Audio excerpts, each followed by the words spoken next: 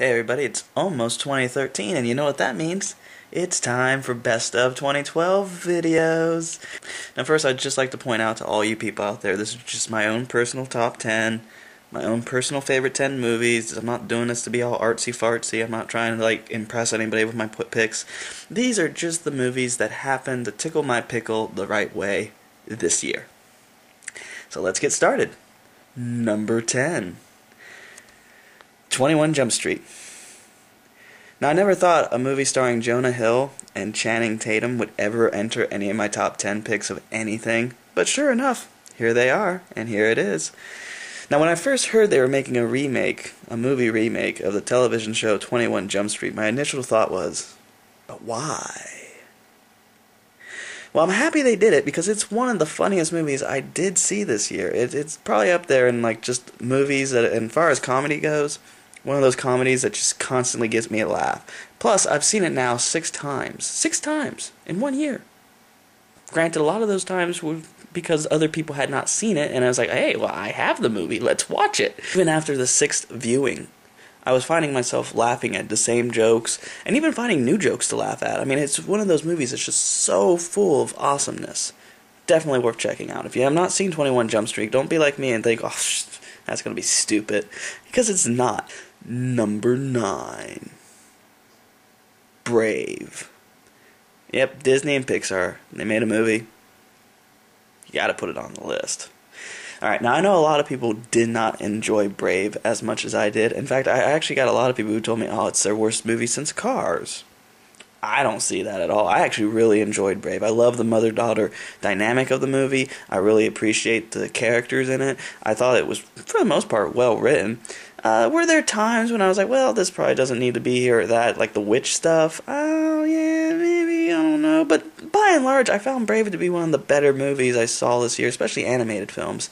It's right up there with Wrech-It Relph. It's a great movie, definitely worth checking out. If you haven't seen Brave yet, it's really fun, if not just for the triplets. The triplets alone make Brave worth checking out. Number 8. The Hunger Games. Again, this is a movie that I think a lot of people kind of were like, the books are better, and I would agree, the books are indeed a million times better. Like, if you had to choose between watching the movie and reading the books, fucking read the books. Yeah, read the books, they're way better.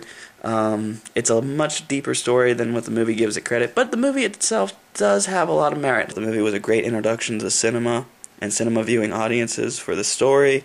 I am really looking forward to seeing what they do with Catching Fire, because that's my personal favorite of the 3 books. So I'm kind of looking forward to seeing what they do with it on camera. Hopefully they won't fuck up. You never know. Number 7. Sinister. Yeah. This movie scared the piss out of me. In fact, I think this is the only horror movie I saw in theaters this year that did actually scare me. Legitimately, scared me. Walking out of the theater, I was sitting there going, oh my god. That was intense. The first minute of this movie lets you know exactly what kind of movie you're getting into. I mean, just literally the first minute, whole family gets hung right in front of you, and you're just kind of like, oh.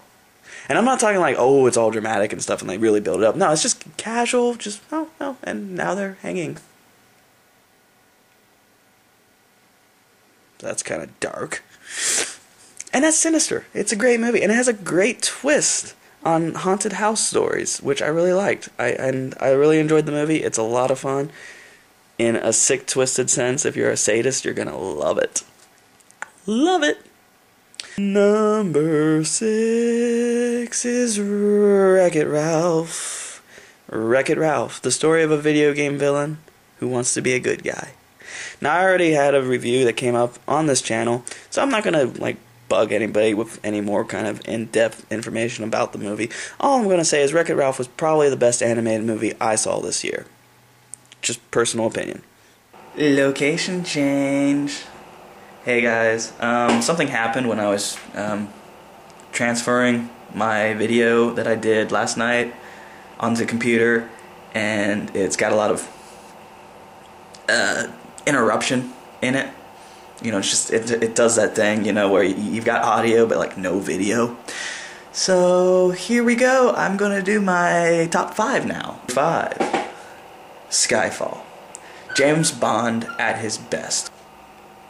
When I saw Skyfall, I have to admit, like, my initial thought was, this is going to be an okay movie, it'll probably be a fun action film. I was not ready. I did not mentally prepare myself for the awesome movie that I was watching. Like, Skyfall literally is probably the best Bond movie I've seen since GoldenEye. Maybe, I dare even say better than GoldenEye. Like, it has a great story to it, a great Bond villain, who may or may not be gay, I'm not 100%, but who cares, because he's awesome.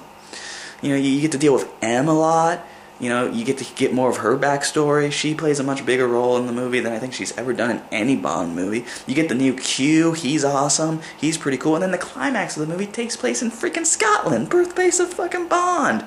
That's awesome! I like that, I can get behind that, and that's why Skyfall is my number 5 film. Number 4, The Hobbit. Oh my god, I loved The Hobbit. The Hobbit was so much fun.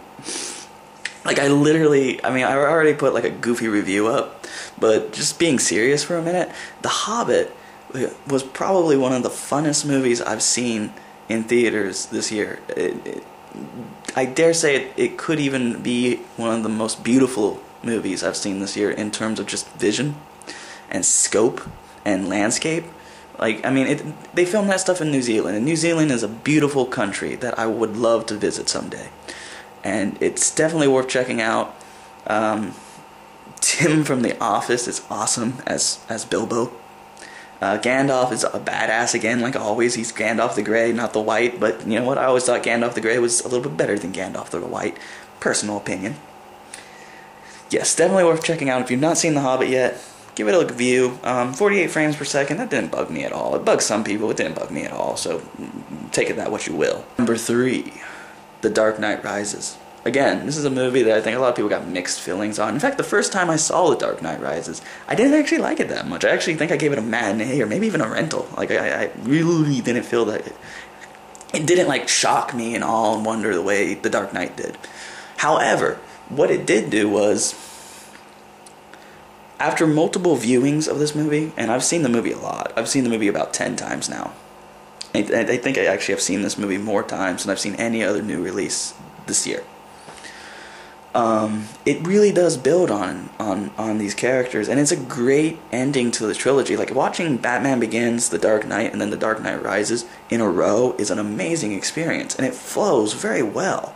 And it doesn't feel jarring or upsetting in any way, and it feels like a good conclusion to a trilogy, and that's why I love The Dark Knight Rises. Number 2, The Avengers.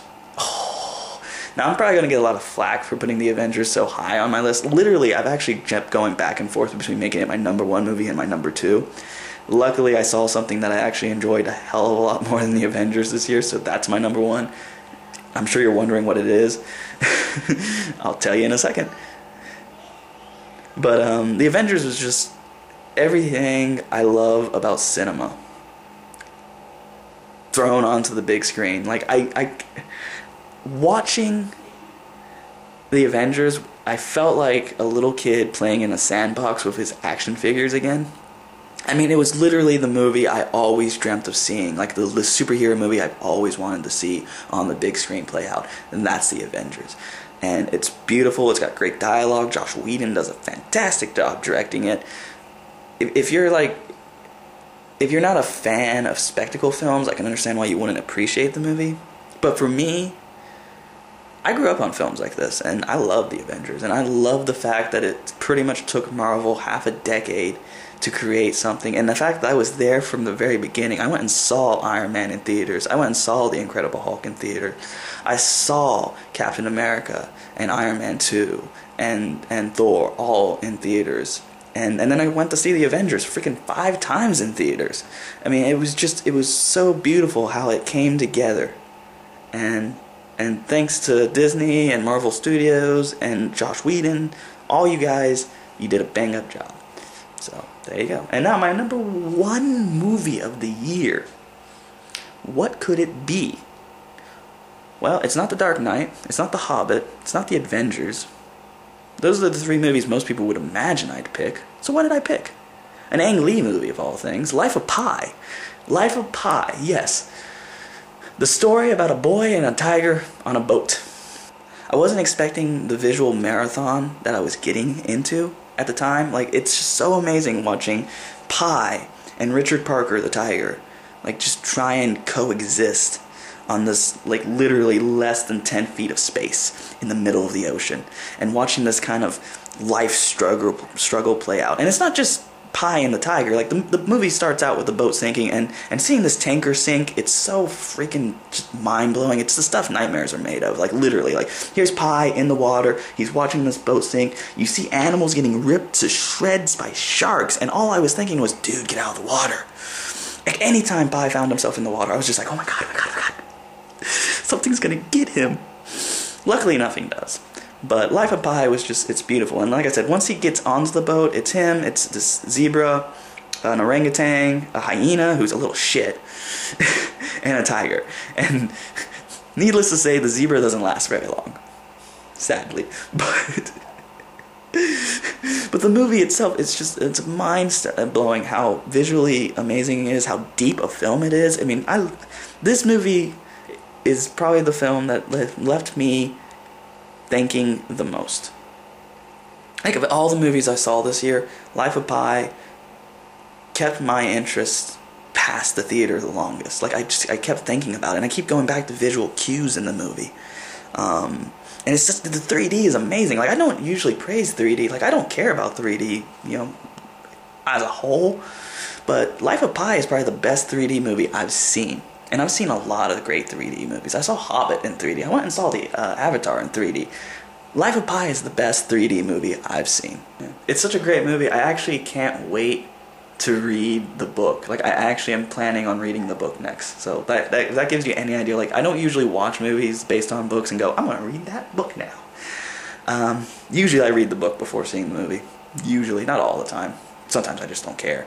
But in case of Life of Pi, I am definitely going to check out that book, because I want to know what they left out of the book. Because people keep telling me there were some amazing things that they should have put in the movie that they didn't. So I can't wait to see that, or read about it at least. So that's my top 10 list, guys. I hope you liked it. I hope you had a good time. Let me know what your guys' picks are. I would love to hear about them. I value everybody's opinion, even the opinions I disagree with. Until next time, this has been Spicy Tard. I hope to see you guys later.